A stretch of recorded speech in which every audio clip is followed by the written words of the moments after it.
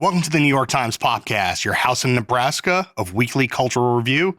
I'm John Caramonica, a critic of the New York Times. I'm Joe Coscarelli. I'm a reporter at the New York Times. My name is Hayden Anhedönia, also known as Ethel Cain, and I am from Florida.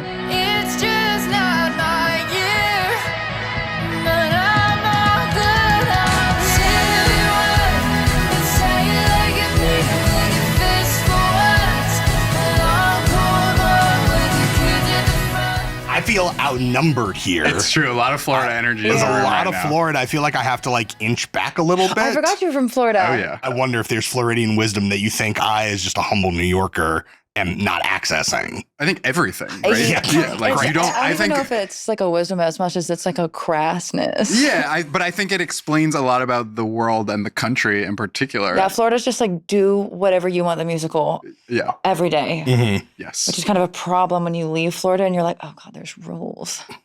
But Or not, maybe. Close enough. Yeah. All right. I'm going to do a little intro for you and then we'll kick it off. Ethel Cain is the stage name and persona of Hayden Anhedönia, a singer and songwriter from Perry, Florida. yes. Shout out to Perry. Shout out Taylor County. As Ethel Cain, she has been one of the defining and least likely pop cult sensations of the last few years. She's capable of writing pop songs like Crush, Oh, so I'm not finished, baby, come and get your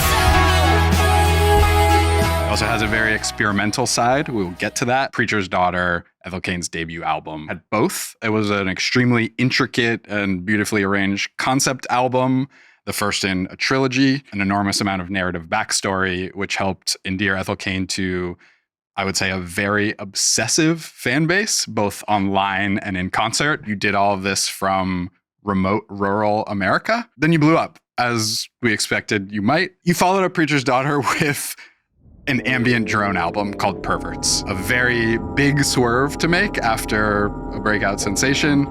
Now, Willoughby Tucker is coming out August 8th, the second album in the Ethel Cain trilogy. I think we can put it that way. It's like a spinoff of the first tentpole being Preacher's Daughter. I just so convoluted. I don't know. But it's like a prequel to Preacher's Daughter before we go to the second tentpole in the trilogy. So it's like a companion piece. I don't know. Again, we're Don't going to ask explore me. all of this. Lore core Yes. is what I think Yes. we're doing. So funny.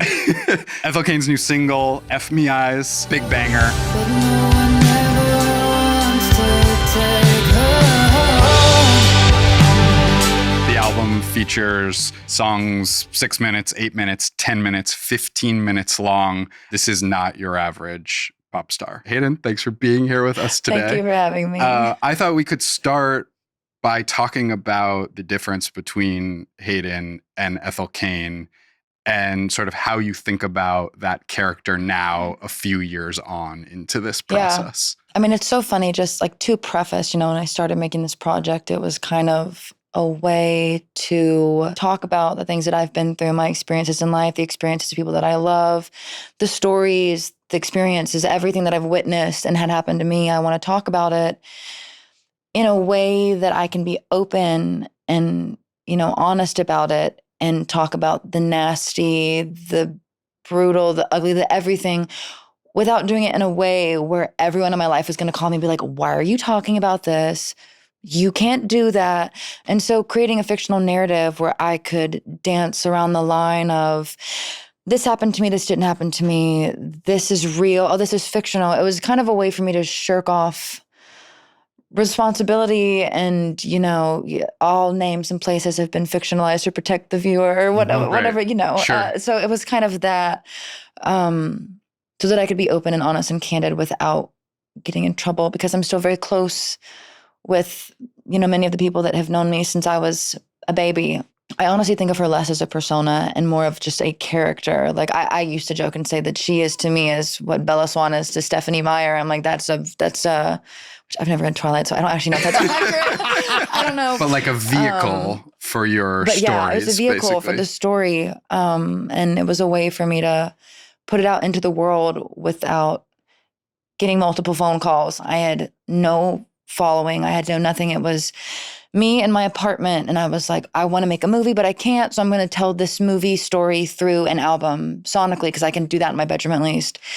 And that's where it all kind of spiraled out of control from, was me just fictionalizing this combination of all of my past experiences and my future fears of things that I was afraid of happening and the things that had happened to me that I was afraid of, and just as negative and brutal as possible, because, I also just do have a flair for The dramatic. the dramatic And the dark. Because I love being afraid, and I love feeling scared, and I love feeling bad. I don't know why. I just kind of love it, and that's where the album came from. It was a way for me to blab without getting in trouble. Has that worked? Has it worked as armor for your personal life and your history? I've been having this conversation with a lot of the people in my life as we get ready to gear up for the second record, because, I thought it was going to protect me and it was going to be Ethel Cain's problem. But then you get into this kind of interesting thing where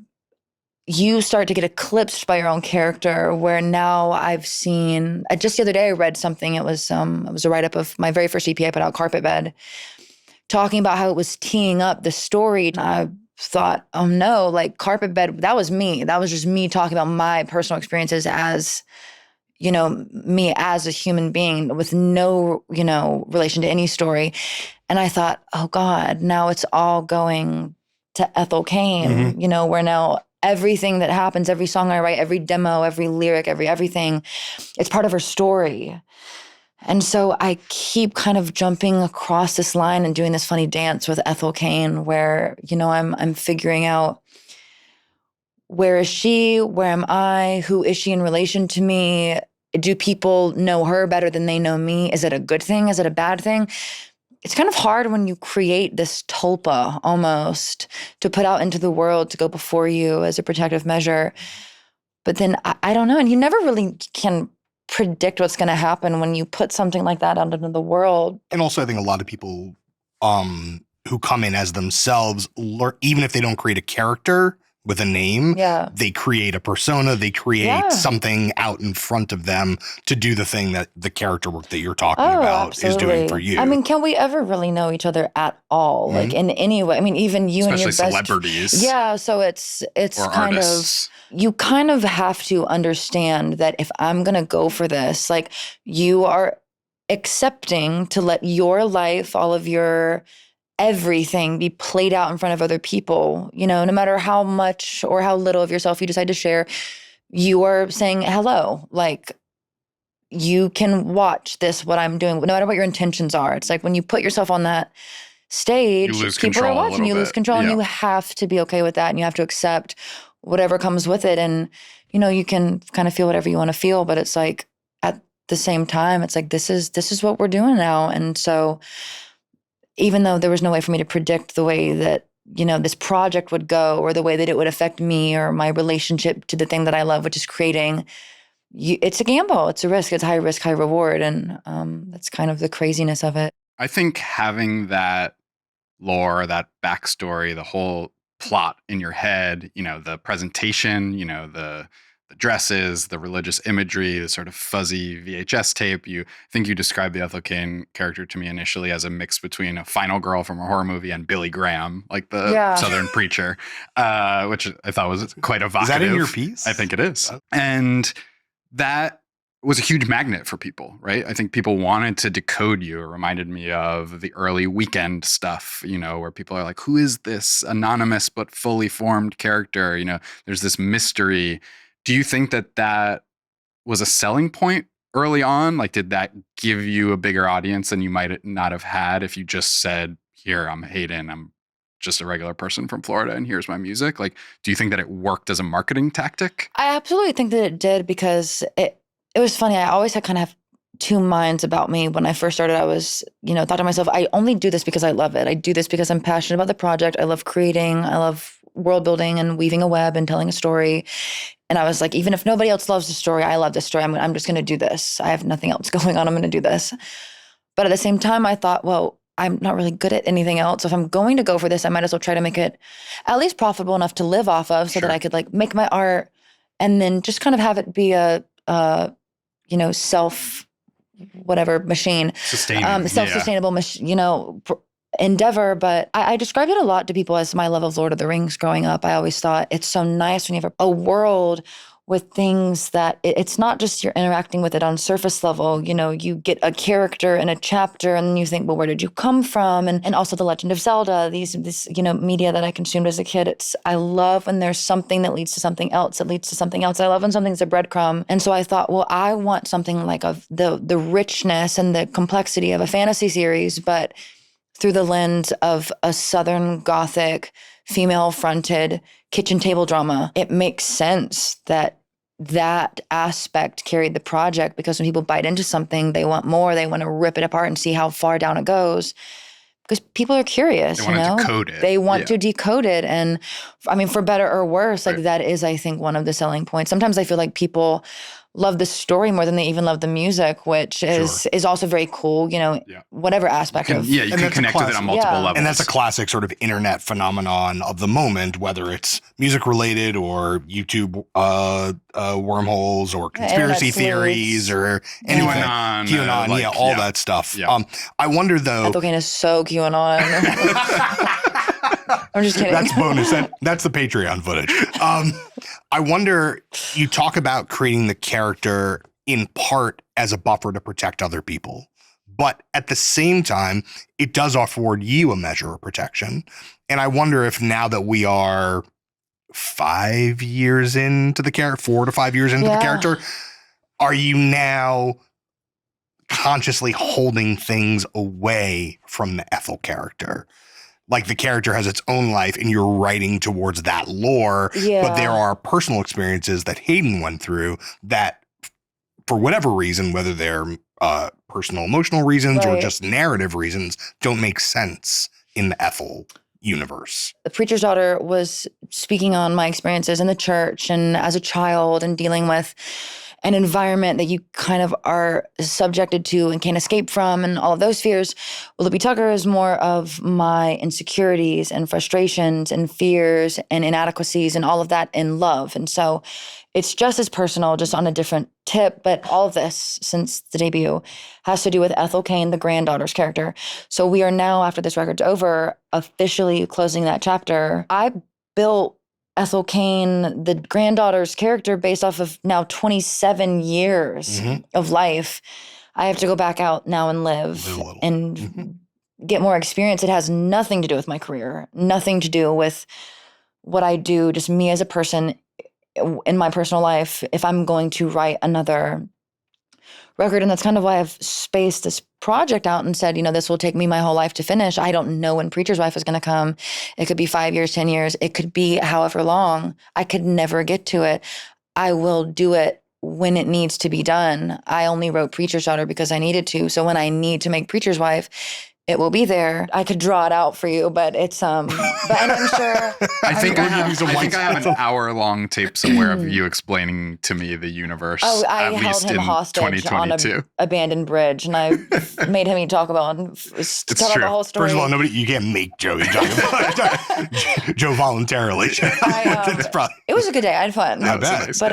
But yeah, I could tell you the entire, it's like some red string, you know, whatnot. But I'm fully entertaining myself with this project. I'm sat in my room with Legos, just or banging pots and pans and having fun. This is playing The Sims, basically. But Little House on the Prairie edition. Yeah, this is all high school OCs that I'm just and now kiss. It's so self-indulgent and you know, on a shallower level, it's purely just entertainment for me, and then a way for me to inject all this stuff into. And it's also kind of funny working on this as an adult now, because now that I'm much older than I was when I started it, you kind of look back and you're like, I'm literally playing with dolls. It's is this ridiculous? How long can I do this without it being absolutely insane? I mean, George R.R. Martin is still doing it. Quite long. If pop music history is any indication, 50 more years. It's every fictional writer, I'm like, is this so embarrassing?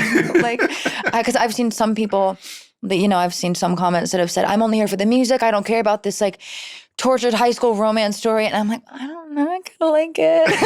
I'm having fun. But it's so silly. But it's so silly and so intense at the same time. It's, without going too much into the history, it's I really did. I did not have a lot of friends growing up. I'd sat in my room. I was very homeschooled. I did not get out. And all I had to do was tell myself stories and get invested, and I've never gone out of that. And so this is one big, long piece of lined notebook paper that I'm just scribbling on still to this day. Metaphorically, I don't write anything down. It is all in my brain. It's all up here. Jay-Z style. Right. So as much as this has, attracted a very engaged audience, we know about parasocial relationships online, and there's a downside to that. And over the last few weeks, you've been dealing with a situation in which a huge amount of your past, as documented online, has been resurfaced. Some of it offensive, some of it that you seem to truly regret, some of it that you feel like is being weaponized against you because of your identity. You released a very long, detailed statement as a Google Doc recently that I thought was, you don't see a lot of artists sort of confronting these online narratives head on in that much detail. I wonder if you can just talk a little bit about what you've been through with this, how you decided what you wanted to say and to whom. Yeah, it's very strange when it all happened, because it was like one domino after another, and you kind of, like, there are aspects of it that it's like you have to take accountability for, mistakes and actions that you've made that you have to atone for and take accountability for. And then there's other aspects that are being weaponized purely out of malice. And then there's like, it was so many things to talk about all at one time. And I was sat there trying to think, how do you condense all of this into a way where, you address what you need to address, but then also defend yourself as a person? Because it's like, there's things that you do have to take accountability for. And I want to just be clear that the part of it that you really seemed to want to address head on was use of racially insensitive language and jokes and a sort of edgelordism, for lack of a better term, of being flip and, as you said, racially insensitive online in various forms of social media. Like that's the kernel of the part that you seem to really want to own, at least. Somebody had asked me if I'd ever used a racial slur, and I said, in all honesty, yes, I have used it before. My parents taught me that honesty is the best policy, and I said, the way that I was raised, where I come from, yes, I've said it. I think maybe the way in which I answered it was more flippant than it needed to be. Sometimes I'm deadpan and a bit more blunt in manners that do not need to be deadpan and blunt and do require more sensitivity, especially, in situations like this. Like it is deeply, it's one of the worst things you can do. Like it's hateful. It was intentionally inflammatory. And I said that in my statement. I said, I would have said anything, to get attention in a place which is so embarrassing as a 19-year-old adult living on my own. It is embarrassing, and it's so shameful to have that come back now. But then there's, when there's also things being flung at you. It was very strange, and trying to figure out how to make something that was concise and to the point. It's a little confusing, especially on like a short turnaround time, because it's, the every day that goes by, people are saying you need to say something. And so it was a little nerve-wracking. You were getting that pressure from? Not from anybody, just from myself. Oh, you think, okay. And the fans. Yeah, because I do like to consider myself a very open book. And, when things have happened in the past, like I'm by no means perfect. I come from a place that is very ass backwards. And, it's kind of crazy the things that you still learn every day that just don't fly. Mm-hmm. And things that are so deeply ingrained in you that, you're constantly having to work on yourself, as everybody does. But especially when you come from somewhere like where I come from, there's things that you are constantly having to unlearn every day. And so when I look back at a time period of my life when I was young and angry and lashing out at the world, it is deeply shameful and embarrassing to see that dredged back up, especially when I've created a project that is so built on, trauma and healing and, coming from these places in life where you have been shot down and hurt, to then have things that you have done that are shooting down and hurting people. it is very, it is regrettable. I wonder when those things are being brought back up and you're seeing them anew. I'm sure you haven't spent every week of the last 5 years going and like looking through your Twitter history and being damn, did I say some wild stuff in 2019? Yeah. But when you're sort of being forced to confront them anew, is there what do you see in that person? Do you recognize that person? Yeah. I mean, and do you feel kinship is obviously not the right word, but what is the connection between that person and the person you are now? And how do you balance that? I'm not a perfect person, but I do recognize, especially as someone with a platform, with people who see what I do and say and see the moves that I make. And I try to be cognizant of the fact that it's like, you may not be perfect, but you know, even if you've done things in your private life, do things publicly that atone, where you help, where you try to pay back your ounce of flesh. And it's like for every bit of pain that you've caused, you have to turn around and try to atone for it. To anyone that you've hurt, you know, whether directly or indirectly, it's like I never really know specifically in like what ways accountability, you know, is what is correct and what is like, I'm not the one to decide what that looks like, but there's so much I could say about it. It really is just, it's what you said, it's embarrassing. Like when I look at that person, I see someone who did not care about their life and did not care about what they said and said, well, if nobody cares about me and if I hurt, then I'm going to say whatever and I'm going to do whatever because, you know, and not to flip it on myself and be self-deprecating, but it came from a place of, I do not care about myself. So my reputation, it does not matter. Yeah. I do not matter. Therefore I can be incendiary and any surface level attention is good attention. And again, I won't make any excuses for that. I said what I said. I did what I did. And moving forward, all I can really do now is try to use my platform to make right and to be just to be a positive like change in the world. You also come from a generation where your whole life, every up and down of it is documented online. You, a very online person. Extremely online. You were, as far as I recall from our previous conversations, you were sort of not allowed to use technology and interact with media when you were very young. I remember you telling me about discovering a Florence and the Machine song for the first time in the credits of like a Snow White movie or something. Yes. Is that right? And that was sort of your breakthrough. You became a participant in fan culture online, sort of surreptitiously away from your parents, you know, and your religious upbringing. And then you dove in really deep. And I think something that people love about you is that there's this huge archive of Hayden and Ethel Cain content. You're an extremely prolific Tumblr user. Shout out to Tumblr. Joe's favorite website in America. My favorite, you know, the greatest social network to ever exist, I would say. You had a very colorful, very blunt Twitter, even up through becoming known.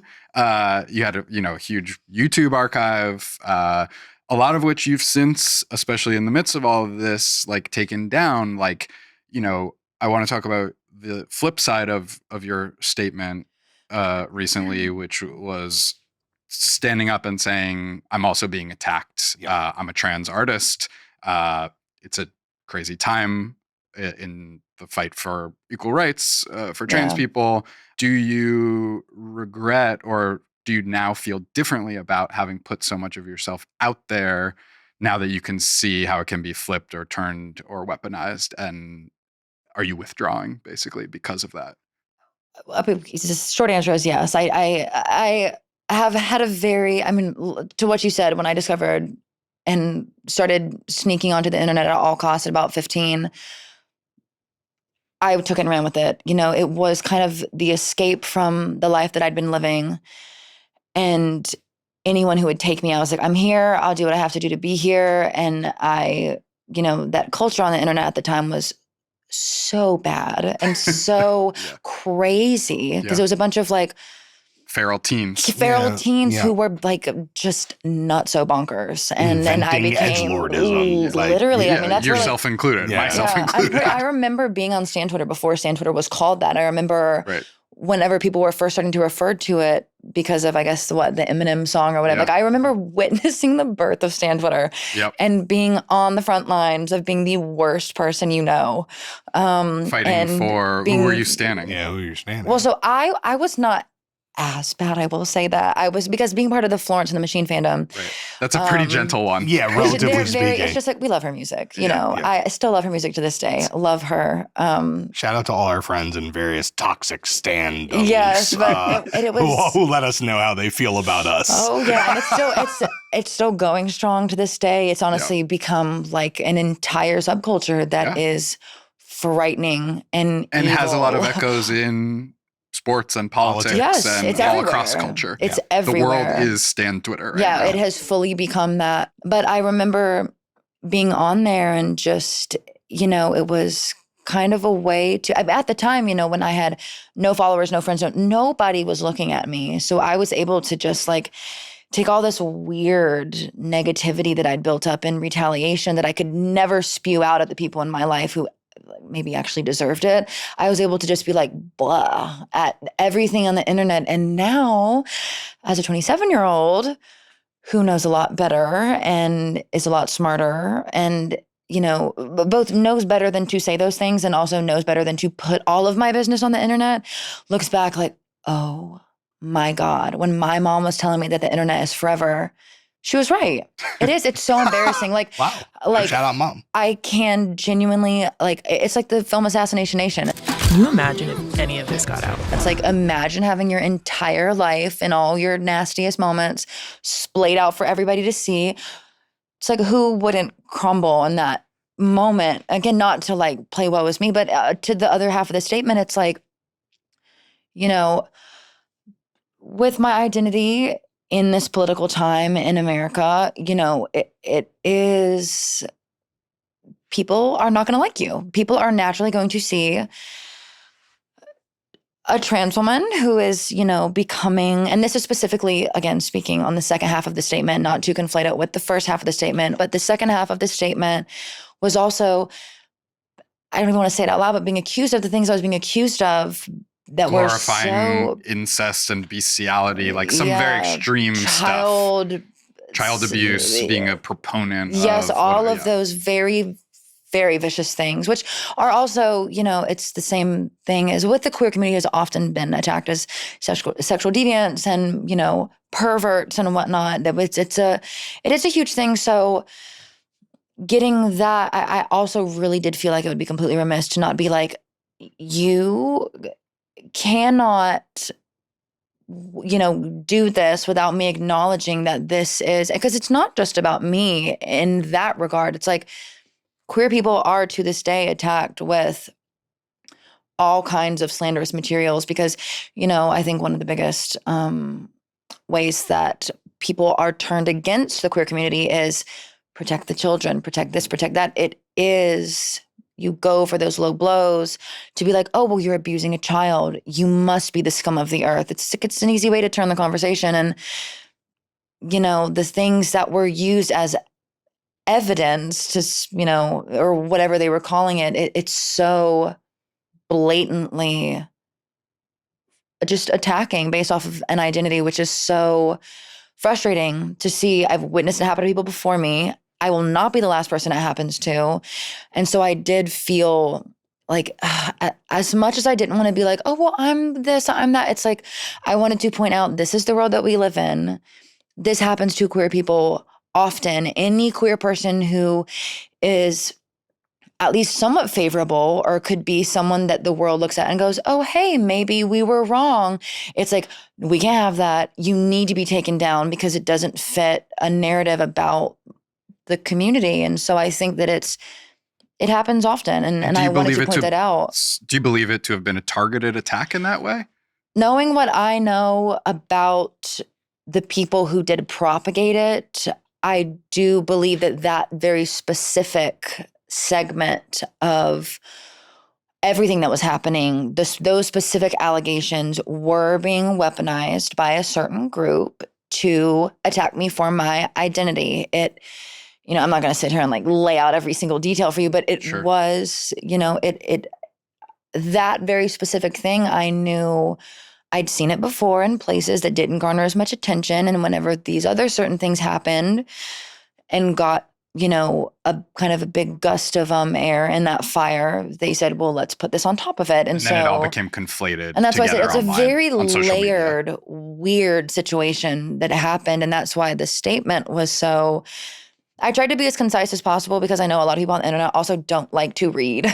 So I was worried. I was like, how do I cram all of this into... you didn't do a forward-facing video and not a notes app. Well, I said, you didn't speak it. You wrote it. I said, how do I put this something where it's like as clear and blatant and bulleted as possible so it's not misconstrued? I was like, I really just want to be as concise as possible. And like, I probably could have elaborated more on certain things, but like literally, when I posted it, I already saw comments asking Grok on Twitter to summarize it. It was like, people do not want to read it. And I got scared that if I make it any longer, people are going to run with it. Like, I was very conflicted on what the best way to put this out was. And so I just said, let me hit everything hard and fast and try to just be as honest and upfront and to the point as possible. I don't know. It's a lot of things at once. And so I said, let's try to address this concisely, to the point, be direct, and then just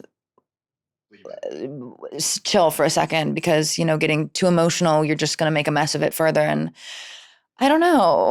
Was there the anxiety, which I'm sure was quite intense as it's all kind horrible. of like, right. Is part of that anxiety not simply personal about like, oh no, I do have to reckon with this thing that I did, but also I have to reckon with things that are being aspersions that are being cast upon me. It's not just that, but it's also I'm not the 19-year-old who posted edgelord tweets. I'm a musician with fans and a successful life that's heading in a beautiful direction. Is part of the anxiety like, could this undermine that? Could this kneecap that and not take even it so over? much. Like to me, I was thinking, because, for me, my career is a blessing to me. As long as I get to do this job, it is a blessing. I'm very grateful to have, I don't come from this world. Yeah. This was not mine. I never thought this would happen. So every day I get to do this job, I'm grateful. It is a blessing that I count. And if I ever lose it, especially by the consequences of my own actions, that would be my fault. Yeah. So that to me wasn't a worry. It was... For me, the anxiety was like, as a deeply neurotic person who has both been a horrible person at times, but is also very concerned with my character and doing the right thing. Yeah. How those two things are concurrent, I don't actually know. But being like, I have made mistakes and I'm now being held accountable and facing the consequences of those mistakes. Some aspects of those consequences are justified, being held accountable for the things I have said. However those were brought to light, I did say those things. I have to be honest about that. But on the flip side, being accused of things that are blown out of proportion and all these things happening at the same time, the anxiety was just kind of, am I the worst person ever? Like, but like really believing that for a moment of, oh my God, I like to tell myself that I think I do the right thing. I try to be good to people. I try to be kind. I like try to stand by these values that I was raised with, and then thinking, am I completely not doing that at all? Have I actually been the biggest piece of shit for my whole life? And it was kind of a crisis of identity of like, I'm the biggest hypocrite ever. I'm just all these things. And so I wasn't so much worried about my career as I was just my character of like, oh my God, like I like to think that despite my flaws and despite the things I've done that do hold a lot of gravity, am I still that person? Am I still horrible? I do have a very kind of reactionary, inflammatory side to me that's like, where I get my EP names from at first. And then it's like, I've always kind of described myself as being a little badass 8-year-old boy who has been sent to live with grandma, and I'm simultaneously grandma.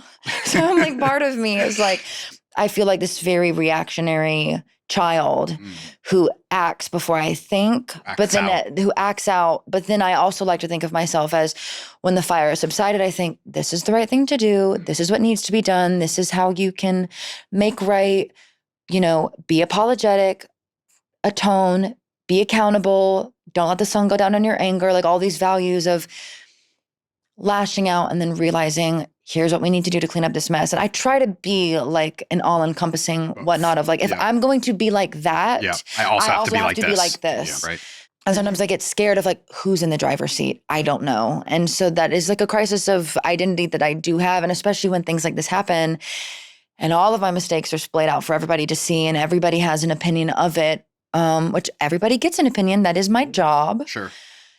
I do have to kind of sit there and wonder like, who's right? Who, like, what is the all omnipotent, correct opinion on me? And then I have to try to decipher and then figure out how to move forward beyond that. So it's like, it's complicated. It's a lot of hoops to jump through. Yeah. It's also, it was especially jarring, I think, for me, because you have been also extremely outspoken politically for an artist of your stature. Yeah. You've said some controversial things about our previous president, Joe Biden, and his treatment of the war in Gaza. And, you're not a lot of artists have gone out on the limb to even comment on the words, those sorts of situations at all. And you've been, let's say, unfiltered in a lot of your beliefs.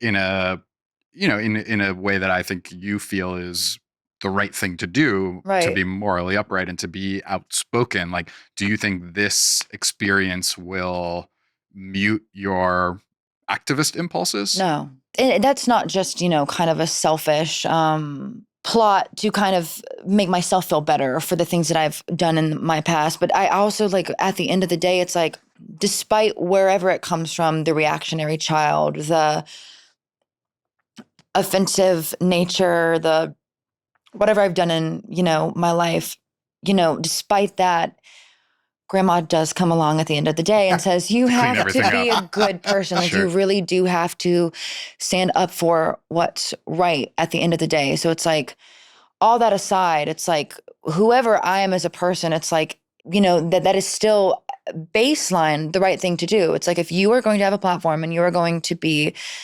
and also if I'm going to write art about things that are heavy and intensive and, controversial and deals with heavy subjects, why wouldn't I talk about that? And I see comments often that I think are so strange when people say, you're an artist, you should stick to singing. Why would you be political? But it's like, art is the most political thing in the world. It's like, you can't take what I say when I sing it, but then reject what I say when I speak it. It's like, this is the way that I see the world. And it's like, my own shortcomings aside and, things that I've done, it's like, this is still the right thing to do at the end of the day.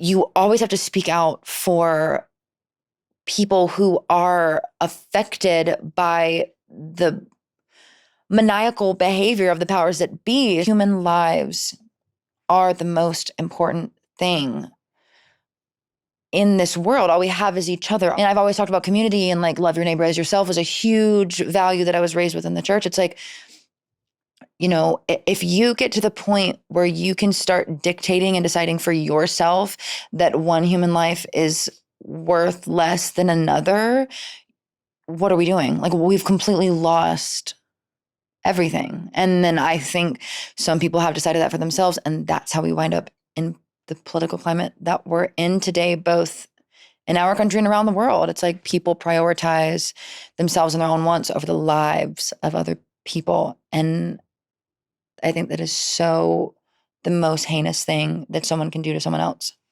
I wanted to touch on something you said a moment ago, which I found really striking, which when you were talking about the older version of yourself that you're now re-engaging with, saying that person maybe didn't love themselves or didn't have a reputation to protect or didn't have any meaning really, but wasn't finding meaning for themselves in the world. But obviously we're several years moved on from that. And I know I can tell very clearly that's not who you are now. Is there a transformative moment, event, interaction? Was there something that happened when you were 20 or 21, whether it's artistic or personal or whatnot, that made you almost like molt and not be that person anymore? Yeah. What was the sort of transformation opportunity that was presented to you? I don't know if there was like a specific event, because it was, it's just kind of like every year that I got older, and I really do think that it was every year that my career got bigger, and I don't want to make it sound like I was like, oh, starting to get successful, got to lock it up, whatever, got to preserve whatever. But it's like every year, every testimony I got from every person who listened to my music, every friend that I made, and you start to realize, because, growing up, I had no friends. I had no friends, no followers, no nothing. It was like me and a bunch of other edgelord teenagers yelling at each other on the internet. Like, I had no sense of self. I thought, nobody sees me, so I can do whatever I want, and I can really push the boundaries of doing whatever I want. Like, I really was just like, how loud can I yell into this void and not get a response back? But then as people started yelling back. People started yelling back, but with love. People started to approach me and say, I love your music. I love what you do. This is so important. You're a voice. You're this. And it kind of makes you realize, oh my God, what am I doing? Like why do I feel the need to be this way? And then you realize, the art did it, basically. Yes, but it literally was the people that came to me with love and understanding. It made me realize, oh, when I say things, it does affect other people. Yeah. It does have weight. It's not weightless. It's not in a vacuum. Right. This matters. And it's the same thing as, like, I honestly think about the people who come from where I come from, the people who don't leave their bubble. They just yell at each other. And then I think about my mom. My mom says, through you, I've met people that I never would have met otherwise. It makes you realize, oh my God, like, I'm not yelling at and being insensitive to a 2D image on a screen, or like an idea of something or whatever has been parroted to you that you parrot back into the world. It's like, you are real flesh and blood. And that's something that I did not begin to realize until my career started to expand my horizons and bring me into the presence of other people who come from all different walks of life, all different lived experiences. I don't know. It just changes your worldview. It's like coming from being a homeschooled, deeply evangelical child in a small town in the South that does not, you only know what you've heard, to then meeting other people, real people. You realize the weight of everything. Yeah, weight is such an interesting way of thinking. And I find it's quite powerful, I think, you have these almost two parallel vocal selves at that time. You have what's happening on the internet, which you don't feel like there is no weight. It's just you're screaming into a void, but then you end up making music. And in a way, that's a scream of its own kind. Like, that's a powerful way of expression. And there was probably a moment where you're getting more attention for the first one, relatively speaking, but then through some fortuitous set of circumstances, the other thing starts to take hold and allows you to reframe your understanding of who you could be in the world. Exactly. Yeah, which is genuinely quite powerful. Yeah. Well, it's a crazy 180 moment. And I want to talk about music. We've been focused on where I was your going, psychodrama, and I want to talk about the music that sort of got you to this place, but also your warring impulses within that music. Because I think it's one of the things that's been very interesting to me about this first chunk of your career as Ethel Cain is the push and pull between pop and anti-pop. Yeah. You know, you make a song like American Teenager. Jesus, if you're listening, let me handle my liquor. I think a lot of people are like, she can do this? Like, why not just do this 12 times and make that an album? And instead, you know, it's slowcore, some might call it, yourself included. I know you're a fan of an artist like Grouper. You know, you're into atonal music, you're into ambient music, but you also have a little bit of a trolling impulse. Oh yeah. And you like to make people suffer, and you like to make people feel you're suffering. Correct me if I'm wrong. Talk a little bit to us now about that push and pull. You know, you were signed to Prescription Songs, label and publishing company of Dr. Luke, the, you know, premier sort of American hit maker of the day. When we first spoke, you said, you know, the one time you got in the studio with him, he was like, simplify this, like, don't do that, you know, let's box it in. And your reaction to that has been, you know what, I'm going to follow up my breakout success with A drone. a drone album. So talk to me a little bit about how much of that is taste and how much of that is trolling. Again, it's like who's in the driver's seat. And like a lot of times the forefront, the first step is that like little badass kid. It's like, I want to be reactionary. I want to get attention. I want to do this. It's like with EPs like Inbred, Perverts, like the names alone, I was like, how funny would it be if I put out a project called Perverts? Like, I really do feel like I'm constantly gentle parenting myself. I'm like, okay, well, let's sit down and identify, why do we want to make a project called Perverts?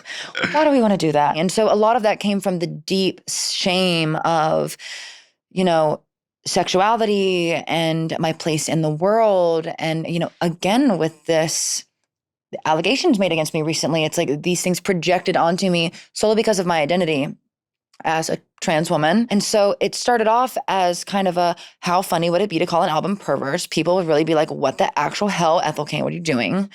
And then it becomes an unpacking of, well, let's see, like, let's actually talk about it. Let's discuss this taboo really and like its place in the world and what it means to be me and feel the way I feel. Is it right? Is it wrong? I don't know. I'm not going to be biased. I'm just going to say this is how it feels. I try to let the 8-year-old drive less and less as I get older, but like sometimes we hop in the driver's seat and it's like, okay, let's do something crazy. And why does that sound the way it sounds? Why does that express itself as instrumental music, as darkness, as sad, slow? Like, why are you reacting to the idea of being palatable as you might be when you write a pop song? Right. So, I mean, whenever I first started making music again with no anything, it was literally me and GarageBand. I said, well, I'm not going to have a career. Nobody's ever going to know who I am. It doesn't matter. I can do whatever I want. Because, you know, when I started, I was making like Gregorian chant music. I was making electronic music. I was making pop music. I was making ambient music. I was making spoken word pieces. I was doing literally whatever tickled my fancy. I was like, I can, because it doesn't matter. You were amusing I'm not going to have yourself. a career. I can literally, I don't have to have a brand or this or that. I can do whatever. That was kind of a way for me to just have fun. And it's like, if I heard a pop song I liked, I was like, oh, I can go try to make this. Or if I heard an ambient song that I liked, I was like, what if I want to stretch out this dialogue scene from this movie from the 70s and put it through Paul Stretch and listen to it as I fall asleep? Like I could literally do whatever I want. It was a playground. And so, you know, now with people watching with Preacher's Daughter, I thought, well, I do have to be business minded. I do have to kind of clean up some of the sludgier, dronier aspects of this and make it more palatable. You know, I do have a deal. I have people, you know, who are counting on me. You know, there's money involved. This is my livelihood now. I'm not 19. I don't have a day job and I do this in my free time. This, again, has weight. I need to take it seriously. So I said, well, we need to make Preacher's Daughter something a bit more palatable so that I can continue forward and not have a dud album and then be, you know, just by the wayside. I need to keep forward momentum because if I'm going to get in my career, if I'm going to do this for a living, I'm going to try to do it right. I'm going to try to do it well. Once you got the opportunity during the pandemic, you became ambitious. Yeah. Once you saw that it was possible to make this your life, you wanted to reach out and grab that. Yeah. So I was like, let's put a pop song on there. Let's try to grab audiences. And like, if you come for the pop, stay for the drone, stay for the... Or vice versa. Yeah, do whatever you want. You know, stay for the 8-minute piano ballad that follows it. It's like, do whatever you want. But then, you know, I'm also human with a little bit of an ego. And by a little bit, I mean a lot of a bit of an ego. And so naturally, when I started getting into... And there were multiple reasons that I had, you know, reticence of being labeled as a pop artist, you know. On the selfish side, when it first started happening, I was like, oh my God, there's no integrity in pop. Pop's the easiest thing to do, whatever, yada, yada, yada. And I kind of resented the label of a pop star, but also as someone who comes from Stan Twitter, I know the way that they treat pop stars as opposed to rock artists or, you know, women in alt spaces. And I said, I know where I've been. I don't want my life picked apart like that. I was like, please don't do that to me. And so I said, I was very scared to get labeled that because I thought, well, here come the piranhas. I was like, I know what you are. I was there not so long ago. I don't, but also that's my penance. I was like, sometimes I look at this and I say, I deserve this. I did this. I deserve this. Coming from the background that you came from, coming from the place that you came from, how do you learn to write an elegant pop song? Because that is, like you say, maybe when you were younger, you were like, damn, that's easy. That's light work. But we all know that it's actually quite hard. It's really challenging. And you're not a collaborator. Yeah. You mostly make this music by yourself in your bedroom. You're not like in the studio with a million writers and producers and whatever. Top liners and yada, yada, yada. I wonder, so where did you pick, especially as someone that wasn't exposed to a lot of pop in your early years, where did your antennae pick up the kind of toolkit? When I say that there's not a lot of integrity in pop, but the reality is that there's not a lot of integrity and talent in Christian contemporary. And so a lot wow. of that is very much Chris Tomlin is shaking right now. Sorry, that was the first concert I ever went to. Wow. No, I'm sorry, it was Casting Crowns and then Chris Tomlin. Chris Tomlin performed at the youth camp that I went to. Wow. The one Christian youth camp I ever went to. Chris Tomlin performed, and I was like, get me out of here. I've been to a couple Chris Tomlin shows in my day. Yeah, by then I'd heard Lady Gaga on the radio, and I said, okay, there's better music out there. But yeah, discovering pop music in high school, and then, I love an earworm. As much as I love the idea of being a full-time cool goth rocker like my friends and my idols, I'm like, I love a damn good pop song. And a damn good country song. And a damn good country song and a damn good folk song and a damn good shoegaze song and I love good music. And if I can make something even half as good as the people that inspire me, I'll call it a good day. Sometimes when I started making music, I just wanted to make music that it's like, okay, I would hear a Gregorian chant song and think, this would sound so cool if it was over this opera instrumental, or, a Sigur Rós song that incorporates elements of like, just like mix-matching shit together. Yeah, like Taylor Swift, Sigur Rós, whatever. Yeah, like exactly. That sounds like an Ethel Cain song to me. And I was like, let's smash this together. Then let's smoke weed and listen to it and be like, whoa, this is so beautiful. And I would always slow and reverb all of my demos in Audacity. I would like slow it down really, just make it so slow and sludgy. Because like a pop song slowed down. Like I know y'all have watched that Justin Bieber Baby Slowed Down by 800% video. Like, come on. But you were early to this You're early? Oh, I was on that Paul Stretch tip from high school. Let me tell you what. Whether it's chopped and screwed music from Texas, sort of early Witch House, Salem type vibes. Yes, Witch House was huge for me in 2019. Yeah, sure. I was like, I'm not surprised to know that. Yeah, a lot of weird Polish Witch House. Obviously, I had a friend who had just opened me up to the world of like Ice Peak, Crystal Castles, Health, Trust, like all of that, like that synthier side to it. Yeah. So that was a huge moment for me. You get a lot on FMEI's, the new, like that's the sort of synthwave pop hybrid. Yeah, I think I actually emailed the demo for it the year that I wrote it to Comtrues and thought, oh my God, please, I'm a huge fan. Will you put some synths on this? Because I'm a huge fan of Comtrues, like love that 80s, the 80s synthwave, like false nostalgia, whatever, like I eat it up every time. It's like, it's not hard to make synthwave that really just gets me going. I'm like, yes, it's licensed to drive. I'm 16 years old. I just stole a car. I'm having fun. You also said earlier, maybe you want to go away a little. Maybe you want to live a little, travel a little, have new experiences. Does the Ethel Cain character sustain and have room for that new living? Or is that new living potentially something that'll end up in art that's outside of the Ethel Cain character? Oh, yeah. It's funny. Ethel Cain was kind of where I found my success with, but there's so many things I want to do besides Ethel Cain, you know? And, I've asked myself, will I change my name? Will I not? How am I going to do this? I don't know. There's a million and one narratives that have nothing to do with Ethel Cain in my head that I am practically bursting at the seams to explore. And for a while, I kind of pinned myself into a corner and thought, oh, everything I do, even if it's not necessarily narrative, I have to cram it in and find a way to inject it and make it work and this and that. But it's like, no, I want to write for myself. I'd love to write with other people. I want to collaborate with my friends. A lot of my friends are very, very talented artists who inspire me to this day. I would love to work with them. I would love to make TV shows. I would love to do books. There's so many things I'd love to do. I don't know if I'll get to all of it. The world is a free, it's sandbox. It's like I can do whatever I want. And especially now that you have the resources and the audience. And I wonder, before we get to our snack portion of the day, how that time away from the spotlight is working for you. Is it working? You know, you said something the first time we spoke before Preacher's Daughter came out to me that you wanted to be like Enya or Joanna Newsom, where you could just go in your little hole, hide out for a couple years and then pop out when you have something worth sharing with the world. I think that's part of, as we touched on at the beginning, you living in these remote locales, let's call them, that I think are also inspiring for you aesthetically because of where you're from, because of your interests. What is that time in between records and in between tours like for you? Is it how you want it to be, or do you need to change that moving forward after this release? Oh, I needed it. I kind of like leaned in, obviously, even as somebody who doesn't really care about like the glitz and glam of this industry. It's fun. It's exciting every now and then. And you've dipped your toe. Yeah, it's fun to go do Fashion Week or to go do this or go to a party, but it is not sustaining for my life. I love to be alone. I love to be in the middle of nowhere. I love to be in the woods. I love to be at home. Barefoot. Pickup truck. Just crashed my truck and I refuse to get it fixed because I'm like, the same truck that you bought like shit. When you signed your record deal?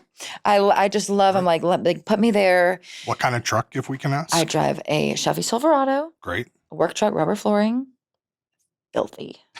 Rusty. Sounds amazing. My dad's always like, you got to get it fixed. I'm like, no, I want it to look like yours. That's right. So I'm like, I'm doing this because I love you. I learned from you, Dad. It needs patina. Yeah. I'm like, I'm not, I do this. So I'm like, when that semi truck hit me on the way to Atlanta, I'm like, I don't want to get that dent buffed out. I want to keep it. But that's just how I was raised. Like I was raised in the South, country girl. My dad was a trucker. My mom was a stay-at-home mom. Like, I grew up in a trailer. I'm like, I'm sorry.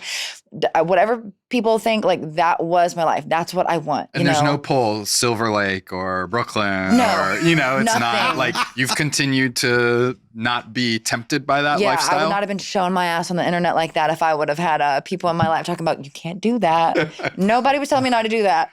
I wish more artists would not live in Silver Lake. Okay, I think it's crucial to your artistic practice, and I'm frankly impressed. I did not think you would stick to it, if I'm being totally honest. One thing I think is so crazy, I'm like, if you come from a place that is not connected at all, like if you're living in BFE and you're making your art about BFE and that's what gets you successful, why the hell would I move to Los Angeles? What am I going to write about? Sunset Boulevard? Like, I don't. Been done. Many have tried. What do I have to say about that? So I'm like, let me stay at home where the inspiration, like, why would I leave the well? I need to stay by it if I want to continue drinking and having this inspiration. So I'm like, I love the South. I love where I grew up, just the landscape itself, the people. I'm like, I want to walk into the grocery store barefoot and not have people look at me funny. I'm like, that is what I want. That's what I can't grew do up. that. I bet there's some there's probably a site. Yeah. And I hope we never have to use this. Hope we never have to resurface this clip like 10 years from now. When you're in a penthouse. Fully huge house in the Hollywood Hills. And we'll be like, do you remember in 2025? Which have a little. But I also want to say, and like, Lord knows, as the New Yorker in this triumvirate, I'm the last person that should be saying this, but like, the amount of cultural clash that can happen outside of a major urban center, that is where the productive friction that makes fascinating pop culture comes from. And so many people, I think, who come from those backgrounds are so eager to run away from those backgrounds, thinking that there's more elsewhere. Yeah. But I know myself, some of our best interviews and trips and people that we are the most excited about come inspired by we get on a plane and we go to who the hell knows where, the Florida-Bama border, Nebraska, Vermont, like who knows where. Nebraska. This is where the action is. Yeah. That's where, and it's because that's where shit's going down. And that's because the rules are fuzzier in those places. Yeah. And so people can make more, dare I say, productive mistakes sometimes. And then you roll up like a Beverly Hillbilly and everybody goes, what the hell is that?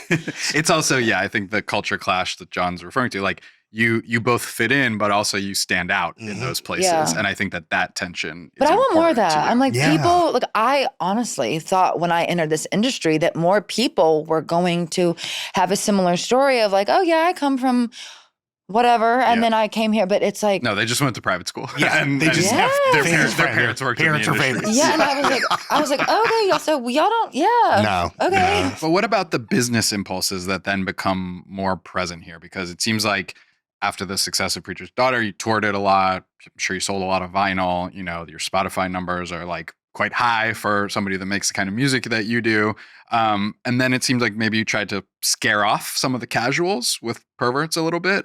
And then with this new album, Willoughby Tucker, like it comes time to like, all right, you're probably going to want to tour again. You're probably going to want to get your balance back up. You have a record deal. How did those business impulses, you have a manager now, which you didn't when we first met. How did the realities of this becoming a career affect the art going into this album? Talking again, continuing on from talking about you have to accept the public perception and whatever, you also have to accept when you make a business out of your passion, it is going to fundamentally forever change the way that you create. You can maybe find your way back, but it will not be the same. You only get one debut. Like I will never make a record the way that I made Preacher's Daughter, which has been heartbreaking over the past couple of years of realizing that, Willoughby Tucker was a very different album process, a lot more frustration, a lot more heartbreak, a lot emptier. I cried every day that I was finishing it because I just thought, will I ever love this again? This is the only thing I have ever truly, deeply, unequivocally loved in my whole life was telling stories and making music. And the fact that I feel nothing from making music right now, or for this portion, that was hard. That was a very difficult thing to grapple with because I thought the one thing that has kept me here my whole life when I did not want to be here for a long time, I don't feel anything for. I would sit there and whereas music used to flow out of me, I haven't really written music with the exception of making sure the track list is full since Preacher's Daughter came out. The last a lot of these song, songs are old and predate old. even Preacher's Daughter. Yeah. And so it was... It's emotional exhaustion. It's lack of purity. But it's also now it's become commerce. The knowledge of the commerce has... And whereas I've been able to keep the public opinion out, I don't care what music people want from me. I really don't care what genre you want to see me do. It's like if I want to make, I did the swing from like, I'm going to make pop and then, oh, I hate pop. I'm going to make drone. And then everybody's like, oh, wow, thank God I hated her pop shit. I'm like, okay, both of y'all, like I can do everything. I can do whatever I want. I can do whatever I want. And so now that that's all out of the way and I don't, I'm not really worried what music people want from me, but it's still like, this is a business. This is what funds my life. I do not want to have to go back to working a day job like I did for so many years to fund the music. This is my livelihood. This is something that I've built that I cannot easily walk backwards out of. So I do have to find the compromise of we put out an album, I tour it, I make a pop song or two, I do this, I enjoy that. But then I love drone music. I will make an 1.5 hour long drone album, put just as much love into it, feel just as much passion for it. This is the spectrum of what my career will look like. I will put out records that will be more commercially viable, whatever that means for me. The songs are still 8 minutes long. Or 15. Or 15. Yeah. And then I will go do this. It's like whatever I've really had to... In order to combat the emotional exhaustion and the frustrations with creating art, the main thing I've had to get back into is saying, if we're going to do this forever, we have to split the difference and we have to know that whatever endeavor is desired up here, we have to chase it. If you want to make a pop song, go make the pop song. If you want to make a drone record, make the drone record. If you want to do something narrative, do narrative. If you want to write something that's personal from the heart, do that.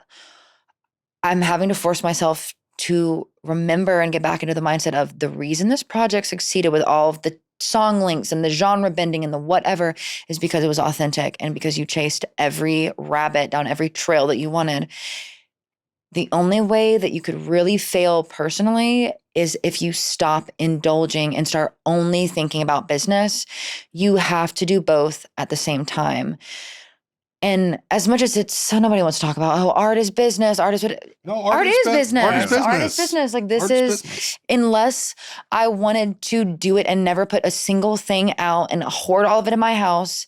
But that's not what I'm doing. That's not what I've been doing. Like I have to be real and say, we make good art first. and then we Sell it later. But you have to make good art first. That is always the first stepping stone. Process forward, not product backwards. Yes, you can figure out how to sell anything later, but like it has to be genuine, it has to be authentic, because people know when art does not come from the heart. People can't tell. They can hear. My own sister, she's like, sometimes I listen to some of the new songs you've written, and I can hear that like you don't mean it. You're vacant. I can hear, and she's like, It breaks my heart for you because you've always been so deeply invested in everything you've ever made. And she's like, I hate that for you. Do you feel like you found the balance finally on this new album? This one was a learning about curve. I do deeply love this album.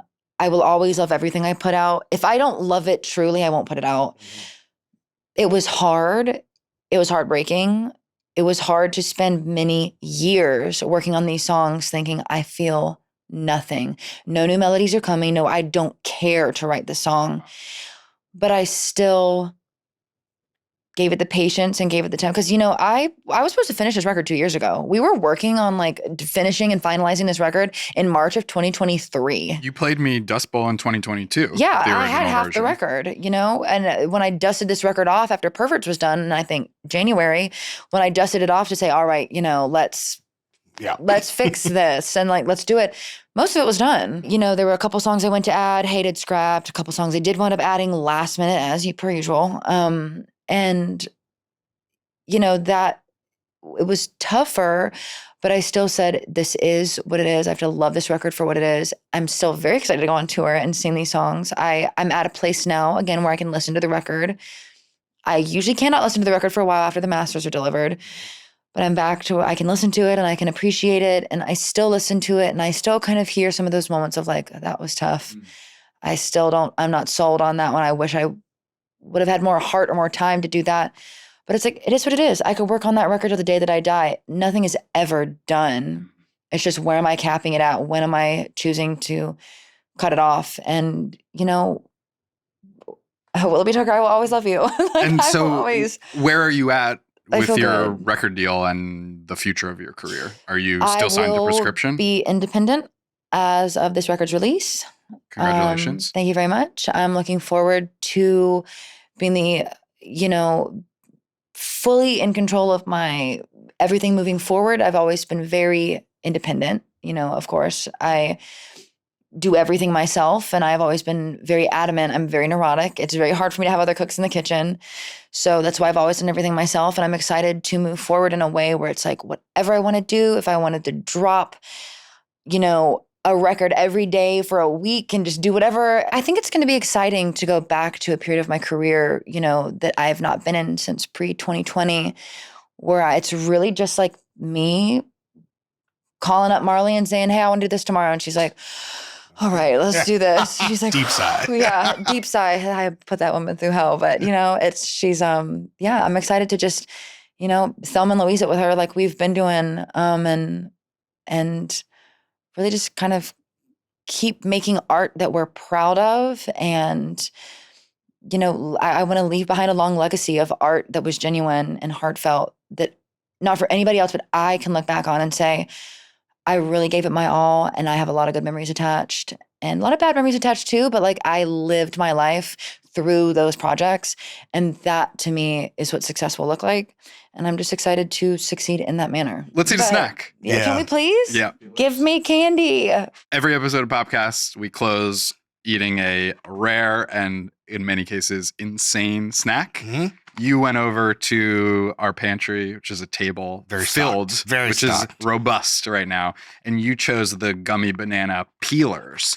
Peelers are hot right now. Are they? I or they're them in every CVS. Okay, so I want to say, as a child, I didn't eat terribly healthy. As a child? As an older child as well, I do not eat terribly healthy. And so for many years, I had a lot of anxiety around fruits and vegetables. It's sort of like, no, just we're being honest here. Yeah, we're gonna make John try a kiwi on Popcast someday. This is what Snack Segment is about.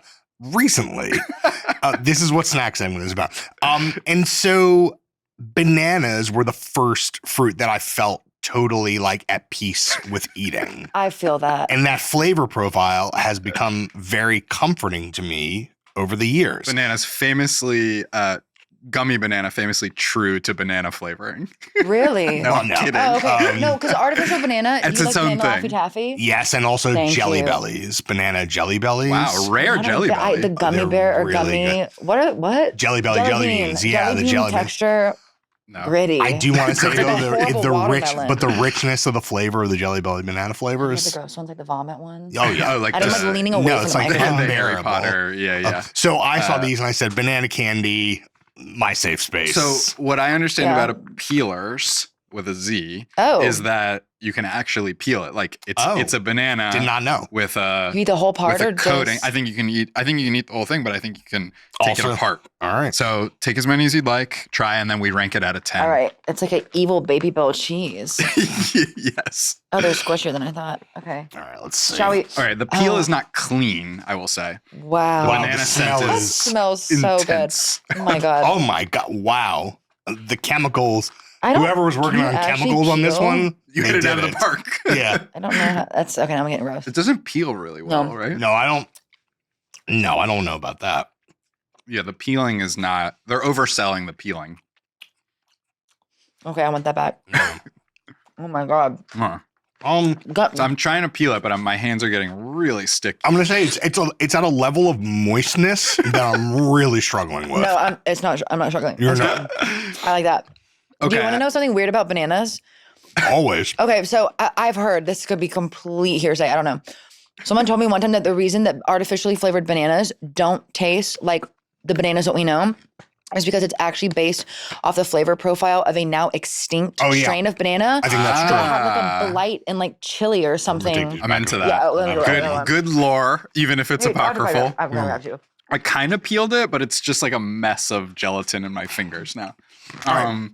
Smell bizarre. It's okay. I'm rocking with it. They have mango that I think I'd like more because I'm not a fan of banana flavor. You hate I mango. hate mango. We're like housing these Lately- bananas. Lately, come around to mango. Look at you. Yeah, I know. Everybody clap. Something about it's a Um, bit too savory for me. This? No, but mango. Oh, mango. Yeah, it's It's true. better I with like tahini, but, I like, like savory. With, Raw yeah. mango, like, Okay. I don't know. I'm going to say, as I think I'm the least enthusiastic about this, I'm going to say 5 out of 10. Like, not fun and really an intense banana. If you like banana gummies, you'll love these peelers. yeah, I'm going to say it tastes like Laffy Taffy. 5 out of 10. Yeah. What do you make about the difference between The inside and the the outside. density of the outside and the density I of the just did inside? I ate my peel. The inside is easier to chew. The Yeah. outside's a little tougher. A little too tough. It feels like the outside's a tiny bit too tough, but the inside's a little not tough enough. I need to wash my You're- hands. It's good. Okay, so You've had like 6 now, so I Oh, think I've you. had more than all right, 6. good. All right. You want to rate This is before actually you rate? embarrassing. You rate than me? Oh, 10 out of 10. Wow. Wow. Come on. I'm in between y'all. To me, it's the violence of the smell is not consistent. It's not consistent with the kind of moist optimism of the snack itself. I'm gonna say He's the critic of the bunch, as you could tell. All right. to me by trade. it's a 7. I would eat it again, but I'm confident if I ate that entire bag, I would be physically ill. Oh, gummy tummy's real. yeah, Gummy tummy, like Gummy for tummy sure. is so texturally, real. like bulk. I'm bulk intimately texture. familiar with gummy This says tummy. made with real fruit juice, but I'm like, how are you juicing a banana? There's like a needle in the peelers factory, just comes in and Ugh. shoots juice into it. Have Yeah. you ever seen like the banana water when they're like, oh, it's spa water but with bananas? And it's like, that's the most disgusting thing I've ever heard of. That sounds terrible. That sounds horrific. What an optimistic way to end this beautiful conversation. So good. A real journey. A real journey. Hayden, I'm just thanks for gonna- being here. You're welcome. Thanks for taking this long walk with us. Yeah, thank we you for really having me. appreciate it. I'm a huge fan of the podcast. Oh, that's very touching. And also a personal huge fan of Joe Coscarelli. Who isn't really? I don't think you noticed. Oh yeah, that's Just right. Look behind you. You're the first Oh my guest. God. You're the first guest to sit in front of themselves on the Oh Popcast photo wall. My God. That bed has no box spring. It was so painful. alongside Who made the quilt? alongside some real legends, I have to say. Etsy. Etsy made I the thought you were quilt. saying maybe grandma. I wanted to nail it to my wall and like really fuck it up. So I didn't want to like use that heirloom. So I said, it's not necessary. Okay. Anyway, you sat this whole time in front of yourself. I knew I was being watched. Yes. The older version of yourself checking in on the new version Yes. of yourself. New and improved. Doesn't live in Alabama. I think I have like an actual savings fund now. She was broke. But yeah, probably Alabama could return to Alabama. I think I might move back there. I'm already gotta go leave Florida. But anywhere but the coast. You're restless, we'll say. Yes. Thank you again for being here. Willoughby Tucker, I'll always love you, out August 8th. Thanks again. Thank you so much. Every Popcast ever is at nytimes.com/Popcast. Check us out on YouTube, TikTok, Instagram at Popcast. There are so many people in the room today. Our producers are in the room and they're at home and they're editing. Credits in bio. We'll be back next week.